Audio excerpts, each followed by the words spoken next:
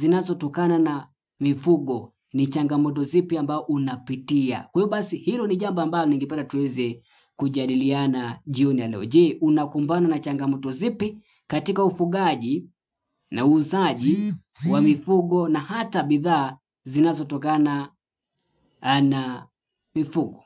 Nafasi hiyo iko wazi kabisa tuweze kusemezana. Ukinijuza maoni yako ni yapi kuhusiana na mazungumzo yetu ya siku leo. Kandu atani unapita kana bai anai maketa atanatipa kaipara nakaje ki akwenya malitin imarita ata atana akwenya maritin imarita ira laramatani, yani akwenya malitin inyokota ya aramatani na kishunono, inyokota aramatani na tarinono, inyokota aramatani na tamesinono, akwenya malitin imarita ye ila laramatani kore ngai bai ananga matanula amirisho aya kuna sio mnono mpaka soko akwenya malitin imarita